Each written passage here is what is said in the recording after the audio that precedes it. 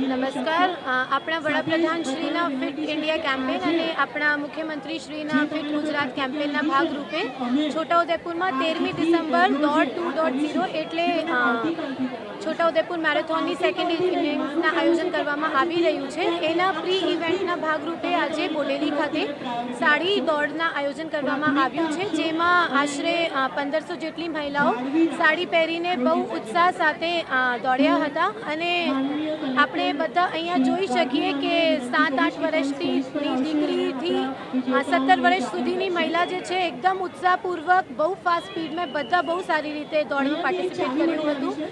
અને એમની એનર્જી તો મારા કરતાં પણ બહુ વધારે છે. તો હું જેવી રીતના આજે પાર્ટિસિપેશન હતું બધી મહિલાઓના, એવી રીતના જ પાર્ટિસિપેશન આપણી 13મી ડિસેમ્બરના ઇવેન્ટમાં પણ થાય આવી બધા પાસેથી અપેક્ષા રાખું છું. અને સાડી દોડ આપને એક સંદેશ આપે છે કે એક પણ રીતની વસ્તુ નથી જે મહિલાઓ કરી શકતા નથી. મહિલાઓ એક શિશુને જન્મ આપી શકે છે અને સાડીમાં પણ દોડી શકે છે. અને રનિંગ માટે કોઈ પણ રીતના કપડાઓ, જૂતાઓ આની જરૂરિયાત છે જ નહીં. ફક્ત એક શું કહીએ ઇનર સ્ટ્રેન્થની જરૂરિયાત હોય છે. અને બધી મહિલાઓને આજ શો કર્યું છે કે એમના પાસે ઇનર સ્ટ્રેન્થ છે અને આ લોકો કેપેબલ છે. તો હું આશા રાખું છું કે મેરેથોન 13th ડિસેમ્બર જે થવાની છે એમાં પણ એવી રીતના જ ઉત્સાહપૂર્વક પાર્ટિસિપેશન બધા મારફતે થાય.